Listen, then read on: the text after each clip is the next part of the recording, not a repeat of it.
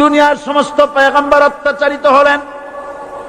শুধু তাই নয়, বিশ্ব নবী আখিরি জামানার পয়গম্বর নবী মুহাম্মদ রাসূলুল্লাহ সাল্লাল্লাহু আলাইহি ওয়াসাল্লাম জাতির কাছে আসলেন। তিনি এসে বললেন, ইয়া আইয়ুহান নাস কুলু লা ইলাহা ইল্লাল্লাহ। প্রথম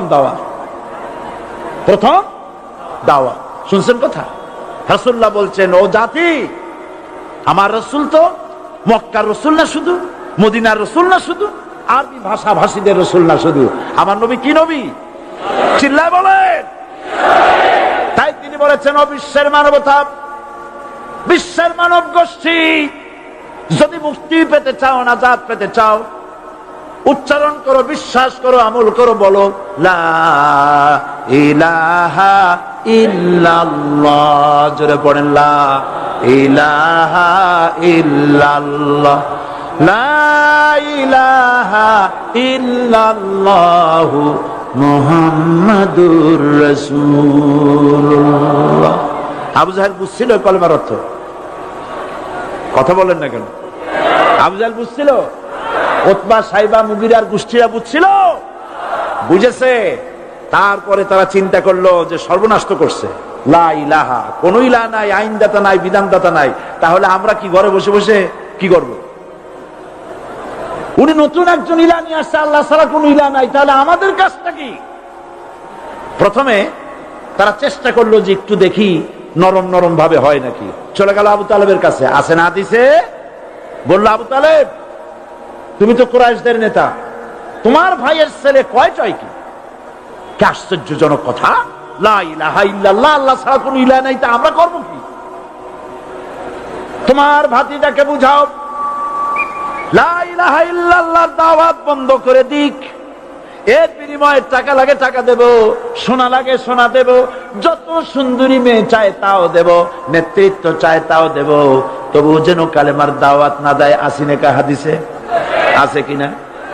নবীজি যখন বাড়ি ফিরলেন, চাচা আবু তালেব নিজের কলিজার টুকরা সন্তান হযরত জাফর আলীর চাইতে তিনি ভালোবাসতেন কলিজার মতো করে মুহাম্মদ সাল্লাল্লাহু আলাইহি সাল্লামকে। বলছে, বাবা, এমন কথা কেন বলো যাতে লোকেরা খেপে যায়?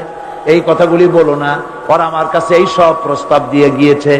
রাসূলুল্লাহ প্রস্তাব শুনে এগ্রি করলেন। জি, আমার নবী বলেন, ও আমার চাচা আবু তালেব, প্রস্তাবকারীদেরকে শুনিয়ে দিন। হুজুরের সাথে তখন অনেক লোকজন নাকি? অনেক অস্ত্রপাতি? কিচ্ছু নাই, আল্লাহর শক্তি ছাড়া কিছুই না। আমার নবী বলেন, ও আমার চাচা আবু তালেব, প্রস্তাবকারীদেরকে শুনিয়ে দেন। যেটা দেওয়া সম্ভব সেটা তো দূরের কথা, যেটা দেওয়া সম্ভব নয় তাও যদি তারা দিতে পারে আমারে, যেমন আকাশের সূর্যটা ধরে এনে ওরা যদি আমার ডান হাতে তুলে দেয়, আকাশের পূর্ণিমার চাঁদটা ধরে যদি বাম হাতে আমার তুলে দেয়, এর বিনিময়ে এক মুহূর্তের জন্য তাওহীদের দাওয়াত আমি বন্ধ করে দেব না। সুবহানাল্লাহ। রাসূল করিম সাল্লাল্লাহু আলাইহি ওয়াসাল্লাম তাদের এই প্রস্তাবকে যখন গ্রহণ করলো না, কাফেরেরা বুঝলো।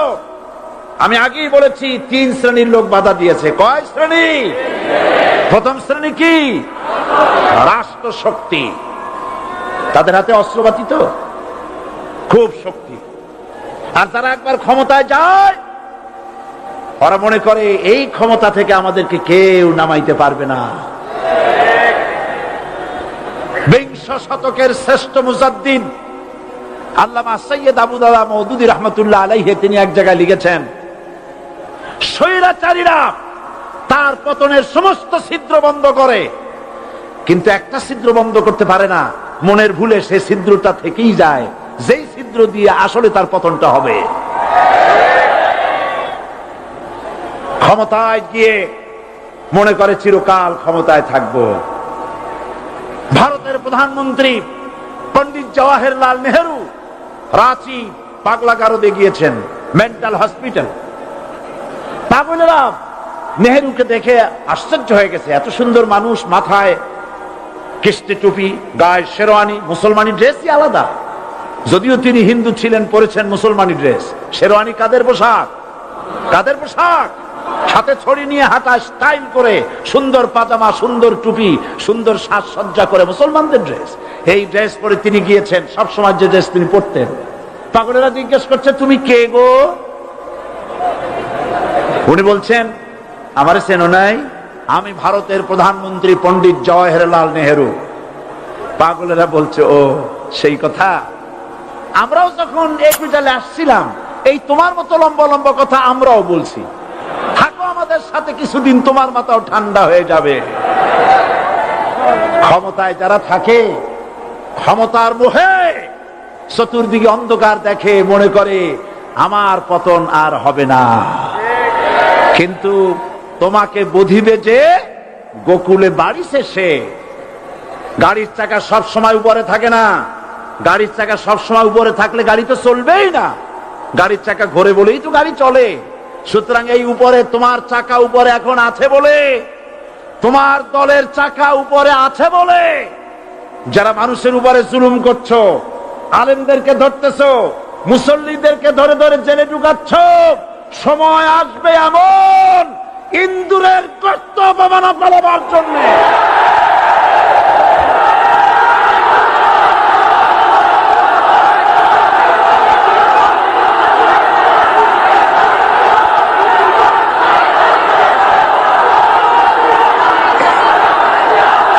আবু জাহেলের গোষ্ঠী,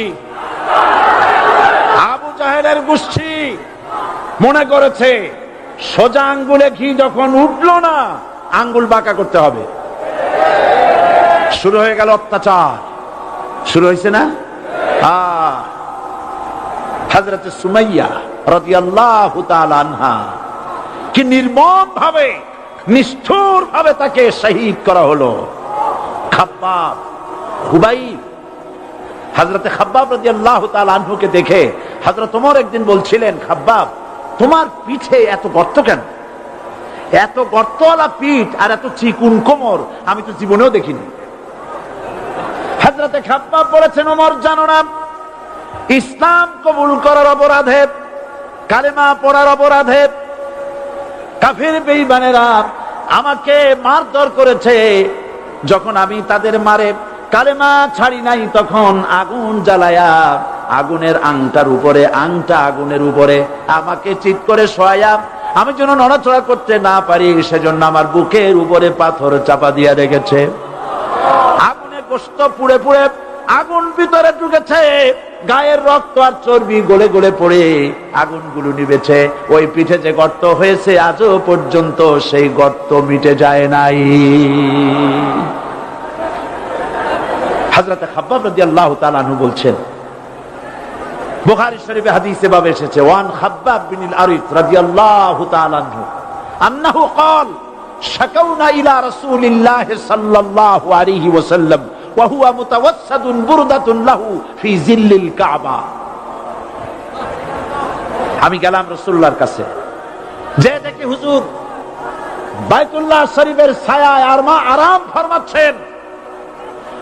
আমি কাছে গিয়া বললাম, আলা তাস্তানসিরু লানা, আলা তাদউ লানা ইয়া রাসূলুল্লাহ। হে রাসূল, আপনি কি আমাদের জন্য দোয়া করবেন না? আপনি কি আমাদের জন্য আল্লাহর কাছে সাহায্য প্রার্থনা করবেন না? মার খেয়ে খেয়ে তো শেষ হয়ে গেলাম। শুনতেছেন আপনারা? আল্লাহর নবী উঠে বসলেন, বললেন, খাব্বাব শোনো,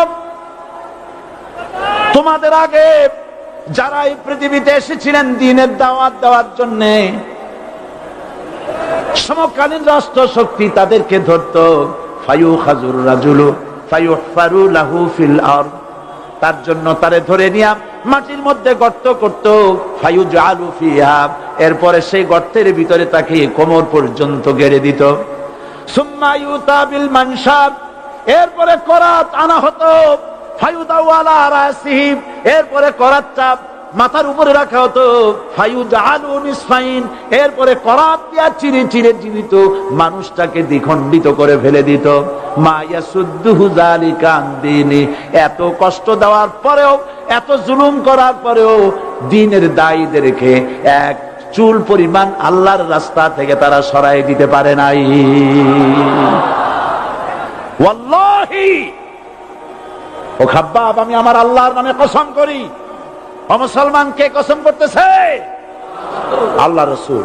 আমি আমার আল্লাহর নামে কসম করি, ওয়াল্লাহি লা ইউতাম্মান্নাল্লাহু হাযাল আমর হাত্তা ইয়াসিরুর রাকিবু মিন সানা ইলা হাযরামাউত। সেদিন বেশি দূরে নয়, ইয়েমেনের রাজধানী সানা থেকে শুরু করে সৌদি আরবের হাযরামাউত পর্যন্ত হাজার হাজার মাইল এই দীর্ঘ পথে যুবতী নারী তার সৌন্দর্যের পশ্চা নিয়া, আর ধনাঢ্য ব্যক্তিরা, সওদাগরেরা তাদের টাকা পয়সা নিয়া একাকে নিয়ে অথবা দলবদ্ধ ভাবে মানুষেরা যাতায়াত করবে। লা ইয়াখাফু ইল্লাল্লাহ, মানুষের মনের মধ্যে কোনো ভয় থাকবে না। এমন একটা সময় আসবে, ওয়ালাকিন্নাকুম তাস্তাজিলুন, অথচ তোমরা বড্ড তাড়াহুড়ো করছো। তাড়াহুড়ো করো না, অপেক্ষা করো, ধৈর্য ধরো, মার খাও, জেলে যাও, শহীদ হও, আল্লাহর রাজ কায়েম হবেই হবে।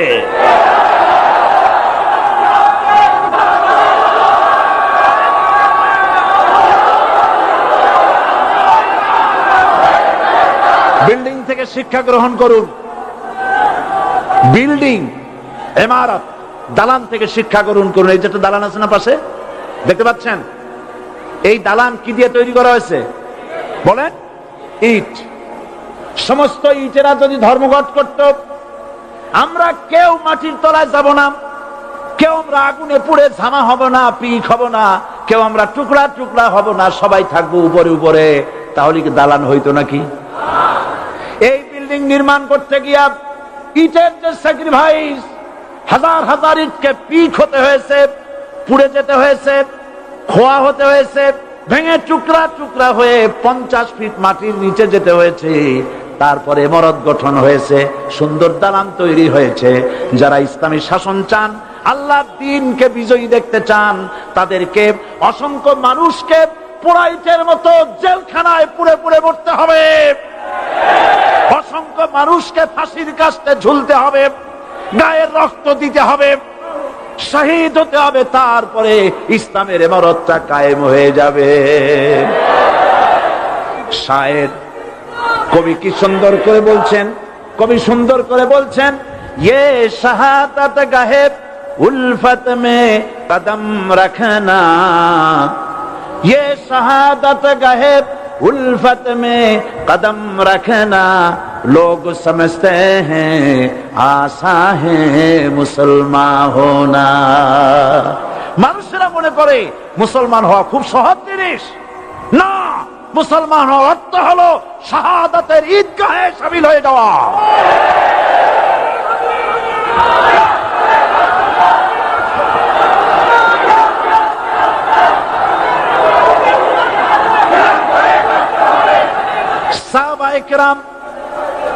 সাহাবায়ে কেরাম মার খেলেন, এবার স্বয়ং আল্লাহর নবীর গায়ে হাত তুলল। আবু জাহেল এসে হুজুরকে মারলেন, গলায় চাদর দিয়া এমন জোরে টান মেরেছে, রাসূলুল্লাহ পড়ে গিয়েছেন। হাদিসে এসেছে হুজুরের চোখ মোবারক ঠিকরে পড়ে যেতেছে, চেহারা মোবারক লাল হয়ে গিয়েছে, জমিনের উপরে আছাড় মেরে ফেলেছে। রাসূলের এই অবস্থা দেখে হযরত হামজা তখনও কাফের ছিলেন, শিকার থেকে এসে তিনি এই দৃশ্য দেখলেন, দাসীর মুখে শুনলেন, ছুটে চলে গেলেন আবু জাহেলের বাড়িতে। যায় বলে, আবু জাহেল রে, তুই মুহাম্মদ সাল্লাল্লাহু আলাইহি ওয়াসাল্লাম মেরেছিস, বল কেন মারলি? এমন ভালো মানুষ তো জীবনেও চোখে দেখি নাই, যিনি কোনো মিথ্যা কথা বলেন না, ভালো ভালো কথা বলেন, এক আল্লাহর গোলামি করার জন্য বলেন। এই সব ভালো কথা বলার জন্যই তুই তারে মারলি নাকি? আরে আবু জাহেল, তুই কি মনে করেছিস মুহাম্মদ সাল্লাল্লাহু আলাইহি ওয়াসাল্লাম তার পিতা আব্দুল্লাহ মারা গেছে বলে মুহাম্মদ সাল্লাল্লাহু আলাইহি ওয়াসাল্লাম এতিম হয়ে গেছে মনে করেছিস নাকি? জেনে রাখ, মুহাম্মদ সাল্লাল্লাহু আলাইহি ওয়াসাল্লামের পিতা আব্দুল্লাহ মারা গেছে, কিন্তু চাচা হামজা তো মরে যায় নাই। হাতের ধনুক দিয়া এমন জোরে আঘাত মারলেন, আবু জাহেলের মাথা ফেটে রক্ত ফিনকি দিয়ে বেরিয়ে এলো।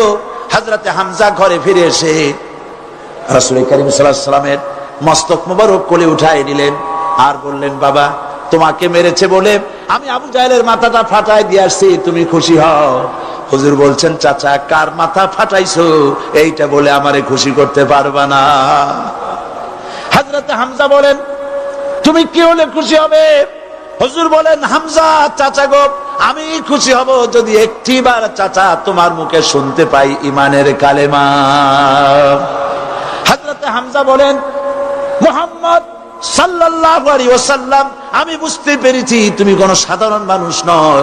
সাধারণ মানুষ হলে পরে তুমি প্রতিশোধে বিশ্বাসী হতে, খুশি হতে। প্রতিশোধে বিশ্বাসী হও নাই, তুমি অবশ্যই আল্লাহর নবী, কোন সন্দেহ আমার নাই। তুমি সাক্ষী থাকো, আমি পড়ে নিলাম, লা ইলাহা ইল্লাল্লাহু মুহাম্মাদুর রাসূলুল্লাহ। জোরে পড়ে, লা ইলাহা ইল্লাল্লাহু মুহাম্মাদুর রাসূলুল্লাহ। ঘাবড়াবার কারণ নাই। এর অর্থ এই নাই যে আপনারা কালেমার দাওয়াত দিবেন আর রাষ্ট্রশক্তি আপনারে পিটাইতেই থাকবে, আপনার কোনদিন আপনার সুদিন ফিরে আসবে না। বিষয়টা কি এমন না। আমার আল্লাহর ওয়াদা শুনুন, ওয়ালা তাহিনু ওয়ালা তাহজানু ওয়া আনতুমুল আলাউনা ইন কুনতুম মুমিনিন। মুমিন যদি হও আমি তোমাদেরকে বিজয় দান করব। সুবহানাল্লাহ বলেন। আজ যদি আমাদের উপরে বিপদ এসে থাকে তাহলে তার একমাত্র কারণ পূর্ণাঙ্গ ঈমানের অভাব আমাদের মধ্যে রয়েছে, ঠিক কিনা? আজ পৃথিবীতে সব থেকে মার খায় কারা? চিল্লায় বলো। আলজেরিয়ায় কারা? বসনিয়ায় কারা? চেচনিয়ায় কারা? প্যালেস্টাইনে কারা? প্যালেস্টাইনের মুসলমানদেরকে মারি মেরে শেষ করে দিল। দেখছেন ছবিতে না? দেখেন না? প্যালেস্টাইনের মুসলমানদের যে কে যখন মারা হচ্ছে, বাংলাদেশের প্রধানমন্ত্রী তখন আমেরিকায় ক্লিনটনের সঙ্গে কথা বলতেছেন। তিনি ক্লিনটনের কাছে তার পিতৃ হত্যার জন্য দায়ী সাজাপ্রাপ্ত 3 জন ব্যক্তিকে ফেরত চাচ্ছিলেন। আমার দৃষ্টিতে এটা কোনো অপরাধ নয়। সন্তান তার পিতার প্রতি আকর্ষণ থাকবে। আমার আপত্তি সেখানে আপনি প্রধানমন্ত্রী শুধু শেখ পরিবারের প্রধানমন্ত্রী নন, শুধু আওয়ামী লীগের প্রধানমন্ত্রী হওয়া উচিত নয় আপনার। আপনি পৃথিবীর দ্বিতীয় বৃহত্তম বাংলাদেশের 12 কোটি মুসলমানের প্রধানমন্ত্রী। পিতৃ হত্যার আসামি ফেরত চাইলেন, কিন্তু বিল ক্লিনটনের আশ্রয় প্রশ্রয় লালিত পৃথিবীর অসভ্য জাতি সন্ত্রাসী ইহুদিরা প্যালেস্টাইনের মুসলমানদেরকে পাখির মতো গুলি করে হত্যা করছে। আপনি কেন এর জবাব চাইলেন না?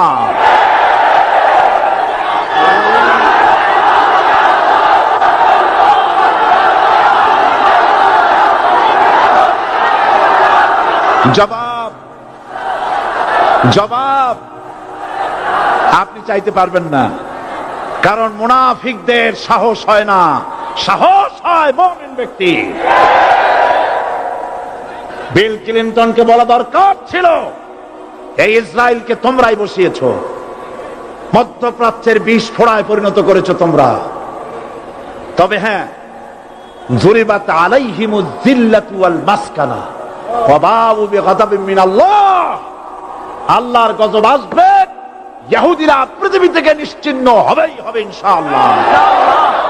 দেখেছেন তাকাইয়া প্যালেস্টাইনে ইসরায়েলিরা হেলিকপ্টার, গানশিপ, কামান, বোমা নিক্ষেপ করছে, আর প্যালেস্টাইনের শিশু কিশোর যুবকেরা ইহুদিদের নিক্ষিপ্ত বোমা আর কামানের মোকাবেলা করতেছে পাথর দিয়ে। আমি আমার অন্তরের অন্তঃস্থল থেকে ধন্যবাদ জানাই, মোবারকবাদ জানাই খালিদ বিন ওলীদের উত্তরসূরি, খাব্বাব খুবাইবের উত্তরসূরি প্যালেস্টাইনের ওই সব যুবকদেরকে যারা কাফের বেঈমান ইহুদিদের মোকাবেলা করতেছে ইট আর পাথর দিয়ে। আর আমি আমার অন্তরের অন্তঃস্থলের সমস্ত ঘৃণা দিয়ে আমি ধিক্কার জানাই পৃথিবীর মুসলিম শাসকদেরকে, যারা মুসলমানদের মার দেখে চুপ করে যারা বসে আছে।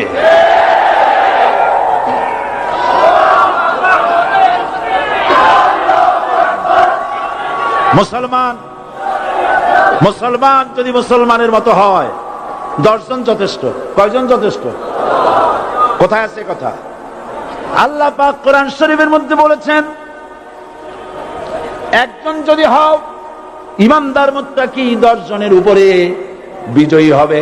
10 জন যদি হও 100-এর উপরে বিজয়ী হবে। 100 যদি হও 1000-এর উপরে বিজয়ী করব। জোরে বলেন সুবহানাল্লাহ। কবি বলতেছেন, ফিজায়ে বদরে পয়দা কুন ফেরেশতে তেরি নুসরত কো উতার সকতে গর্দু সে কতর আন্দর কতর আবি। বদরের মুসলমানদের মতো ঈমান আনো, তাহলে আকাশ থেকে কাতারে কাতারে ফেরেশতা নাজিল করে দিয়ে আল্লাহ পাক তোমাদেরকে সাহায্য করবেন। সুবহানাল্লাহ। সে আল্লাহ আছে না নাই? জোরে বলেন, আছে না নাই?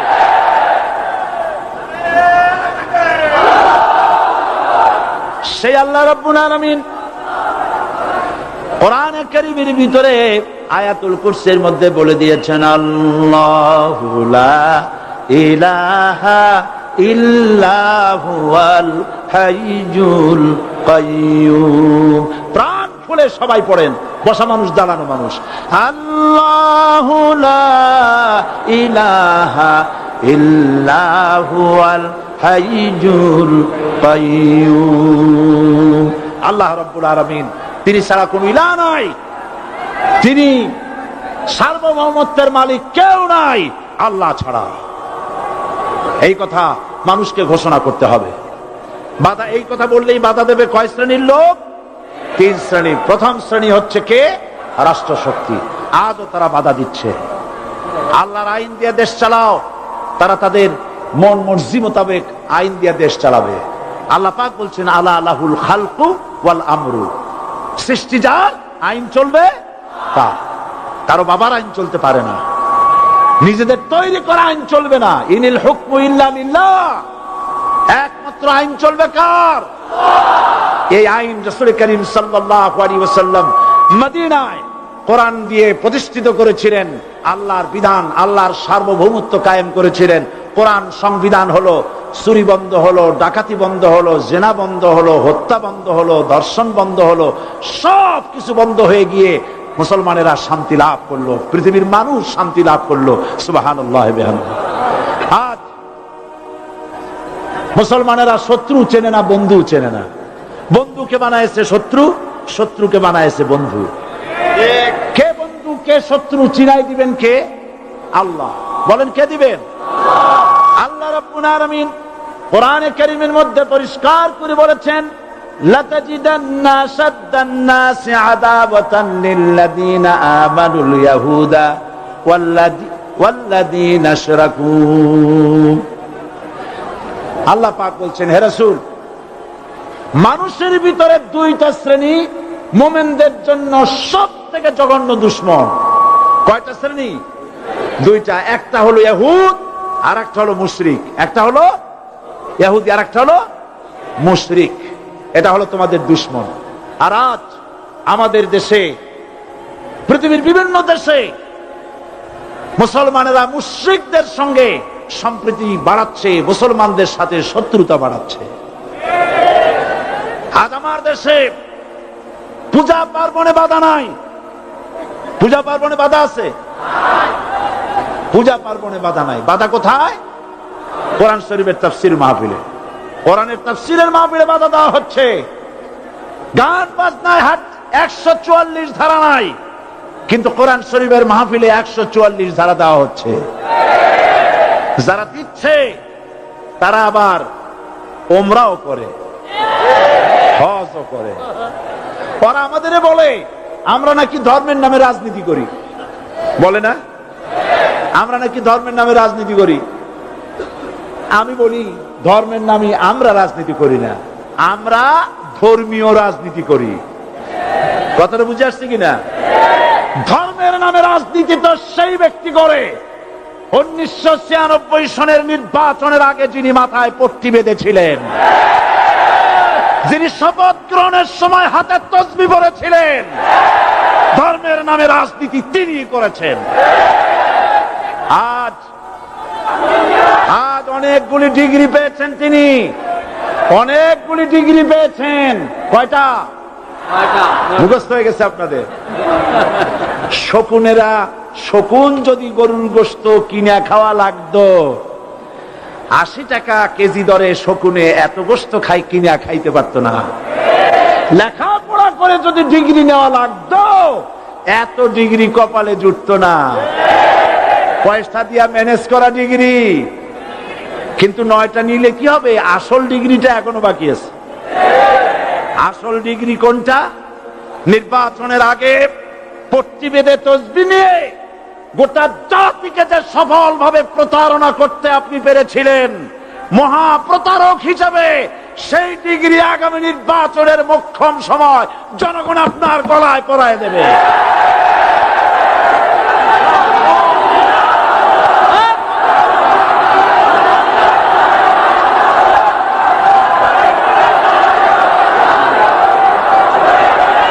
সুতরাং ধর্মের নামে রাজনীতি নয়, আমরা ধর্মীয় রাজনীতি করি, আমরা এই কোরআনের রাজনীতি করি।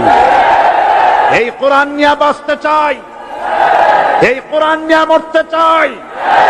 এই কোরআন থেকে আমাদেরকে বিচ্ছিন্ন করতে চায় কাফের, বেঈমান, মুশরিকেরা। ও আমার জাতি, কোরআন থেকে যারা বিচ্ছিন্ন করতে চায়, তোমরা কি তাদের বিরুদ্ধে জিহাদের জন্য প্রস্তুত থাকবে?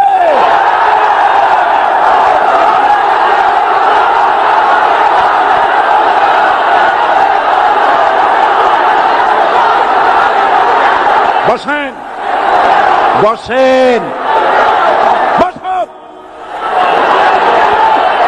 বসেন, বসেন। আমি বুঝতে পেরেছি বিষয়টা কি। আসরের পরের থেকে বসা তো, সুযোগ পাইয়া খাড়া হইয়া কোমর সোজা করলেন। বসেন, সবাই বসেন। কোমর সোজা হয়ে গেছে, বসেন। এত বড় মাহফিল, জীবনে আর একটা পাবো নিশ্চয়তা আছে কি? জোরে বলেন, আছে? আজ আমাকে কথা বলতেই হবে ইনশাআল্লাহ, কারণ আগামীতে আবার আপনাদের সাথে দেখা হবে কিনা আমি জানি না। কথা বলতেই হবে। বসেন, কেউ দাঁড়িয়ে থাকবেন না। আমি দেখতে পাচ্ছি বাংলাদেশের ভাগ্য আকাশে উত্তর গগনে কালো মেঘ জমা হয়েছে, ঝড়ের পূর্বাভাস লক্ষ্য করছি।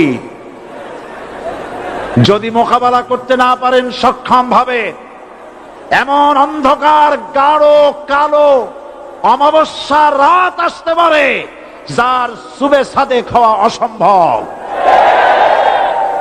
সুতরাং আপনারা কি কাপুরুষের মতো কাফের মুশরিকদের গোলামি করে মরতে চান? বিড়ালের মতো 500 বছর বেঁচে থাকার কোনো লাভ নাই। সিংহের মতো 1 ঘন্টা বাঁচতে চাই। আমাদেরকে বলা হয় সাম্প্রদায়িক উস্কানিমূলক কথা নাকি আমি বলি। পত্রপত্রিকা দিছে না তারা? সাম্প্রদায়িক উস্কানি কথা, সাম্প্রদায়িক উস্কানিমূলক কথা বলি। সেই জন্যই বোধহয় শত শত মুসলিম আমাদের কাছে এসে মুসলমান হয়। মানুষে আর বোকা বানানো যাবে না। যাবে কি? আর বোকা বানানো যাবে? তারপর বলছে কি? এরপরে বলছে, আমাকে বলছে রাজাকার। শুনে রাখো, চট্টগ্রামের লক্ষ লক্ষ জনতা, পার্লামেন্টে যখন আমাকে এই কথা বলা হয়েছিল, আমার পার্লামেন্টের কলিগ জাফরুল্লাহ চৌধুরী সাহেব বসে আছেন এখানে। হ্যাঁ, জাফরুল ইসলাম চৌধুরী বসে আছেন পাশে। প্রধানমন্ত্রী সুদ্ধা, অন্তত 3 শতাধিক পার্লামেন্টের সম্মানিত সদস্যরা সেদিন বসা। 1997 সনের বাজেট বক্তৃতা যখন আমি করতেছিলাম, ডক্টর কুদরতে খোদা, নাম রাখছে কুদরতে খোদা, আসলে গজবে খোদা। এই লোকটি নাস্তিক, ইসলামের চূড়ান্ত দুশমন। তার প্রণীত শিক্ষা ব্যবস্থার যখন সমালোচনা করছিলাম, ট্রেজারি বেঞ্চ থেকে আমাকে বলা হলো রাজাকার। আমি আমার সমস্ত শক্তি একত্রিত করে বলেছিলাম, শুধুমাত্র হিন্দুস্তানের রাজাকারেরাই আমাকে রাজাকার বলতে পারে। আমি বলেছিলাম 1973 সন পর্যন্ত আমি বাংলাদেশের কোন রাজনৈতিক দলের নেতা এবং কর্মী ছিলাম না। আমি রাজাকার নই। আমাকে রাজাকার বলে যদি তাকেও প্রমাণ করতে না পারে 10 কোটি টাকার মানহানি মামলা দায়ের করব। আমার এই বক্তব্য সারা দুনিয়া শুনেছে। পার্লামেন্টে আমার এই বক্তব্য রেকর্ড হয়ে আছে। সেদিন 3 শতাধিক পার্লামেন্ট মেম্বারের কেউ আমার চ্যালেঞ্জ গ্রহণ করেন নাই। যে কোনো ব্যক্তি পার্লামেন্টে গিয়ে আমার বক্তৃতা দেখে আসতে পারেন। এরপরে 1997 সনের 7 অক্টোবর দৈনিক জনকণ্ঠ পত্রিকা যখন আমার বিরুদ্ধে লিখল, সেই পত্রিকায় সাঈদীর ওপেন চ্যালেঞ্জ 8ম পাতা, 1997 7 অক্টোবর, এত বড় 2 কলামে হেডিং। সেখানে আমি বলেছি, বাংলাদেশের সকল সাংবাদিক, গোয়েন্দা বিভাগ, বাংলাদেশের সকল বুদ্ধিজীবীকে আমি আমার পিরোজপুরে আমন্ত্রণ করছি। আমার উপস্থিতিতে যদি কেউ প্রমাণ করতে পারে বাংলাদেশের স্বাধীনতা যুদ্ধের বিরুদ্ধে আমার কোন ভূমিকা ছিল, সজ্ঞানে স্বেচ্ছায় জাতীয় সংসদের সদস্য পদ থেকে পদত্যাগ করব। 3 বছর পার হয়ে গেছে, আজ পর্যন্ত কেউ এই চ্যালেঞ্জের মোকাবেলা করে নাই। সুতরাং আমাকে যারা রাজাকার বলবে তারা পিতৃ পরিচয়হীন অবৈধ সন্তান। 1971 সনের, শোনো মুসলমানেরা, 1971 সনের কোন কাদা সাঈদীর গায়ে লাগে নাই। আমাকে রাজাকার বলে জনগণ থেকে বিচ্ছিন্ন করবা, জনগণ থেকে আমারে বিচ্ছিন্ন করা যাবে না। কারণ এই জনগণ আমার জন্য আসে না, এই জনগণ আসে আল্লাহর কোরআনের জন্য।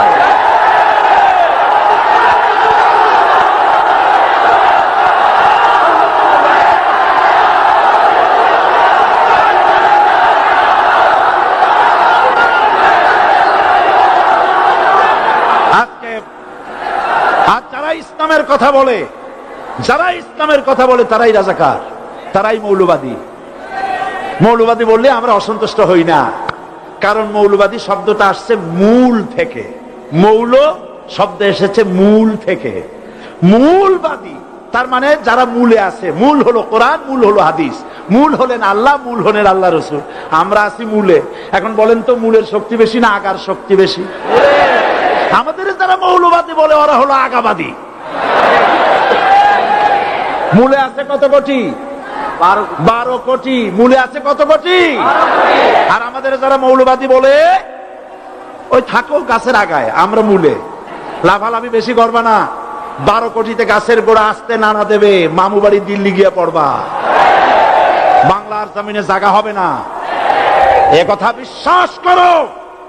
বাংলাদেশের মুসলমানদের শরীরে 1 বিন্দু রক্ত থাকতে শয়তানের তৈরি করা ধর্ম নিরপেক্ষ মতবাদ বাংলার জমিনে কায়েম হতে দেওয়া হবে না, হবে না।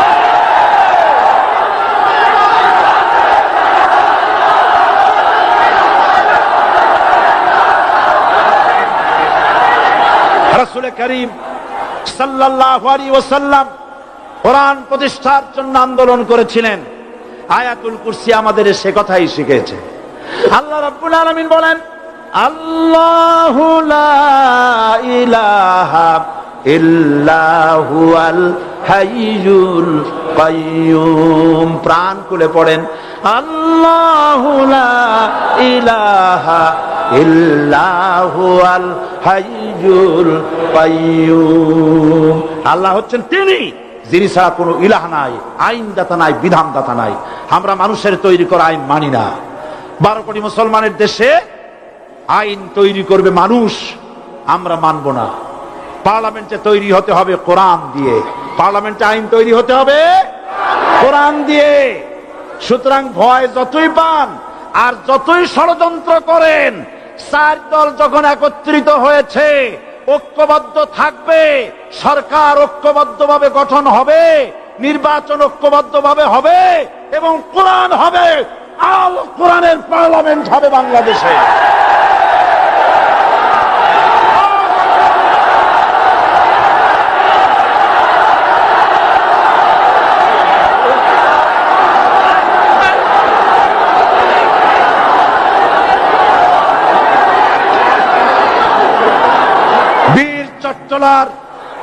বীর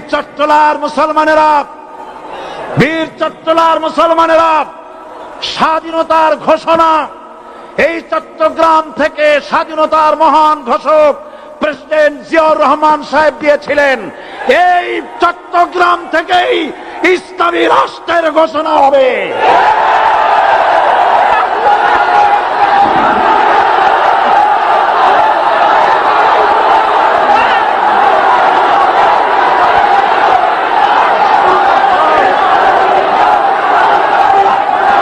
আশাবাদী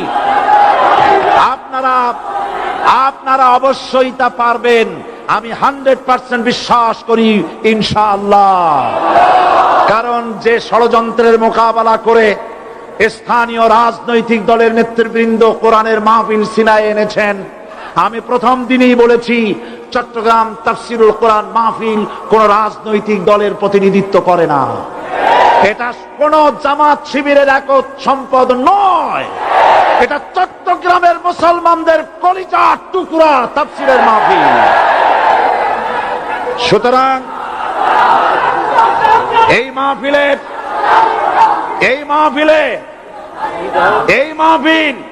চট্টগ্রামে থাকবে ইনশাআল্লাহ কিয়ামত পর্যন্ত। 144 ধারা 288 হয়ে গেছে, ষড়যন্ত্র পায় পায় চলে গেছে। আমি ওই সব ছেলেদের বলি, সরকারি দলের ছাত্র হইয়া মুসলমানদের বিপক্ষে যাইও না। এদেশের ভাগ হয়ে গেছে দুটো শিবির, বোঝাই যাচ্ছে। একদিকে ভারতের পা চাটা গোলাম নাস্তিক মোরতাদ শ্রেণীর বুদ্ধিজীবী এবং তাদের মদতপুষ্ট সরকার, আর একদিকে ইসলামী শক্তি, ইসলামী দল আর দেশ প্রেমিক জাতীয়তাবাদী শক্তি। একদিকে হিমালয় পাহাড় আর একদিকে সূচ ইঁদুর। আল্লাহ বিজয় দেবে মুসলমানদের। কাদের বিজয় হবে? বাংলাদেশে কোরআনের রাজ কায়েম হোক, তাকে আপনারা চান? কারা কারা চান? দু হাত উঁচু করে দেখান। দাঁড়াবেন না, দাঁড়াবেন না।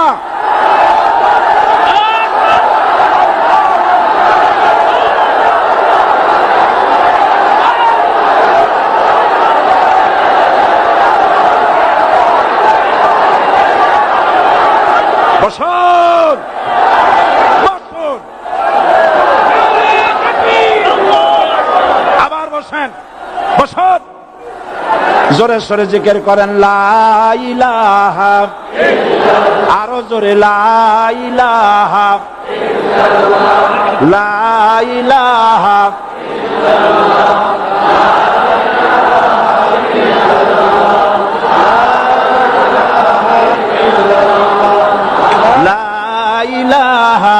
ইল্লাল্লাহ, লা ইলাহা ইল্লাল্লাহ, লা ইলাহা ইল্লাল্লাহ মুহাম্মাদুর রাসূলুল্লাহ।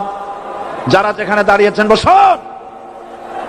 3 শ্রেণীর লোকেরা আল্লাহর কালেমায় বাধা দিয়েছে। কয় শ্রেণী? একটা হলো রাষ্ট্রশক্তি, 2 নম্বরে মনে আছে ধনাঢ্য পুঁজিপতির গোষ্ঠী, ওরাও বাধা দিয়েছে। কারণ ইসলামকে বলা হয় পুঁজিবাদের আশ্রয়স্থল। নাউজুবিল্লাহ। সর্বপ্রথম ইসলাম কবুল করেছে কারা? ধনীরা না গরিবরা? কারা? গরিবেরা। সুতরাং ধনাঢ্য ব্যক্তিরা মনে করলো যে আমাদের তো সর্বনাশ হয়ে যাবে, আমরা দাস দাসী ধরে রাখতে পারবো না, আমরা মানুষকে শোষণ করতে পারবো না, যে নতুন কলেমার দাওয়াত আসছে। সুতরাং সরকারের হাতকে তারা পয়সা দিয়া শক্ত করেছে আর বলেছে যত টাকা লাগে এই লোকগুলারে ঠ্যাঙ্গান। আজও আছে কিনা? তা আছে কিনা? 3 নম্বরে বাধা দিয়েছে ধর্মের নামের এক শ্রেণীর কায়েমি স্বার্থবাদী শক্তি, যার সম্পর্কে সূরা তাওবায় আল্লাহ পাক বলেছেন ইন্না কাসীরাম মিনাল আহবারি ওয়ার রুহবান লা ইয়াকুলুনা আমওয়ালান নাস বিল বাতিল ওয়া ইয়াসুদ্দুনা আন সাবিলিল্লাহ। ইহুদি আহলে কিতাবদের মধ্যে এক শ্রেণীর বুজুর্গ ধরনের লোক, দরবেশ জাতীয় লোক, যারা নাকি মানুষের সম্পদকে বাতিল পন্থায় ভক্ষণ করে, ওয়া ইয়াসুদ্দুনা আন সাবিলিল্লাহ, এবং আল্লাহর রাস্তায় চলার জন্য মানুষকে বাধা প্রদান করে।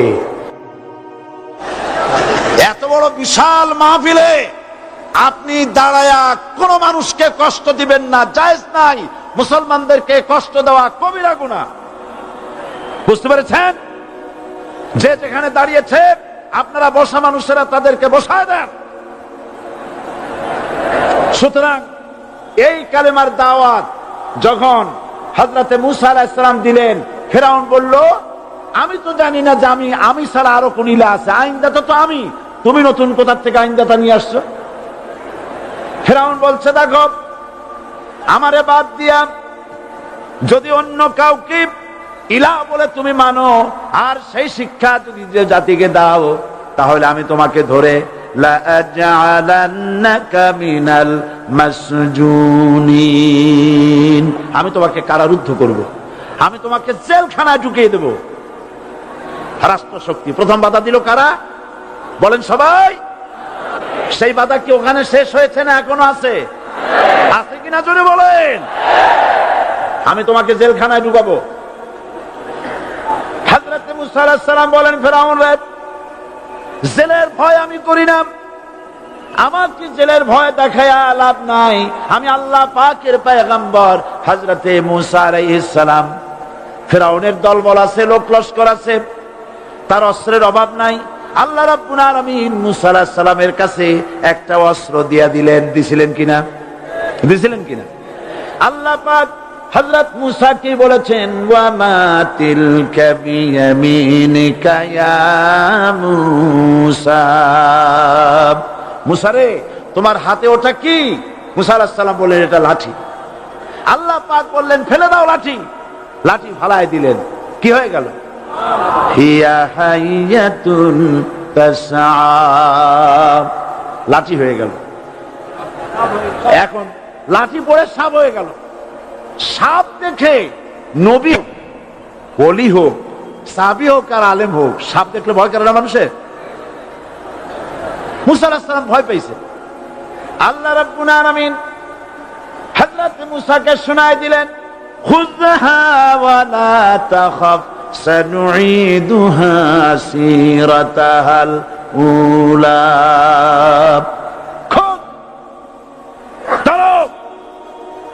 লা তাখাফ, ভয় পেও না। আল্লাহ বলছেন ধরো, ভয় পেও না। ধরার সঙ্গে সঙ্গে স্বাভাবিক অবস্থায় ফিরে আসবে, আবার লাঠি হয়ে যাবে। এখন আল্লাহ বলছেন ধরো। মুসা আলাইহিস সালাম কি ভয় পাওয়া উচিত হবে? উচিত হবে? মুসা আলাইহিস সালাম কি ভয় পাইছিলেন? কারণ হচ্ছে এই দুশমনের শক্তিটা খুব বড়ই দেখা যায়, মনে হয় যেন অনেক বড়, কি জানি কি। আল্লাহ পাক বলছেন, ইন্না কাইদাশ শায়তানে কানা দাঈফা, শয়তানের চক্রান্ত যতই তুমি মনে করো অনেক ষড়যন্ত্রের জাল বিস্তার হয়ে আছে, আল্লাহ কয় কিছুই না, দাঈফা, অত্যন্ত দুর্বল। আল্লাহ পাক বললেন ধরো। মুসা আলাইহিস সালাম সাপ ধরলেন, সঙ্গে সঙ্গে লাঠি হয়ে গেল। ফিরআউন বরদাস্ত করলো না, রাষ্ট্রশক্তির পক্ষ থেকে আক্রমণ শুরু হলো। অপরাধ কি? মুসা আলাইহিস সালামের অপরাধ কি? কি অপরাধ? মাশাআল্লাহ, বুঝতে পেরেছেন। অপরাধ হচ্ছে তিনি বলেছেন লা ইলাহা, জোরে বলেন লা ইলাহা ইল্লাল্লাহ। এই কালেমাকে আজ আমরা ভিক্ষার বুলি বানাইছি। এটা হলো সার্বভৌমত্বের বুলি, এটা হচ্ছে আল্লাহ পাকের সার্বভৌমত্বের কথা। আজ আমরা মানুষের কাছে আমরা শুনি, মানুষেরা ভিক্ষা চায়, লা ইলাহা ইল্লাল্লাহ, এক মুঠ চাউল দেন, লা ইলাহা ইল্লাল্লাহ 10 খান পাই দেন। এই হচ্ছে কালেমার জিকির। আবার কেউ কেউ জিকির করতেছে লা ইলাহা আস্তে, ইল্লাল্লাহ জোরে, এমন জোরে কলব সাফ করে, কলব তাতে থাকলেও পারে গেলেও পারে। এই কালেমার জার, এর আঘাত পয়গম্বররা মেরেছেন। হযরতে মুসা আলাইহিস সালাম যখন বলেছেন লা ইলাহা ইল্লাল্লাহ, এই ধাক্কা ফিরআউন বরদাস্ত করতে পারে নাই। দরিয়ায় নীলের ভিতরে আল্লাহ পাক ডুবাইয়ে শেষ করে দিয়েছেন, দেন নাই? হযরত মুসা আলাইহিস সালাম তার উম্মতেরা দরিয়ার পাশে বসে দ্বীনি কথাবার্তা বলতেছেন।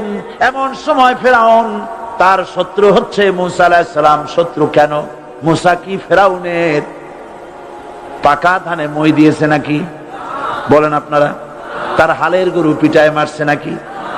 অপরাধ হলো তিনি আল্লাহর জমিনে আল্লাহর আইন প্রতিষ্ঠার কথা বলেছেন। এই শুধুমাত্র এই অপরাধে ফেরাউন তার দলবল নিয়ে 3 দিক থেকে আক্রমণ করেছে। মুসা আলাইহিস সালামের উম্মতেরা ভয় পেয়ে গেছেন। তারা বলছেন ইন্না লামুদরাকুন, আমরা পাকড়াও হয়ে গেছি।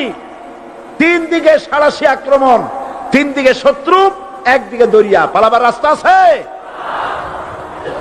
হযরত মুসা আলাইহিস সালাম ভয় পেয়ে গেলেন, সারেন্ডার করলেন না।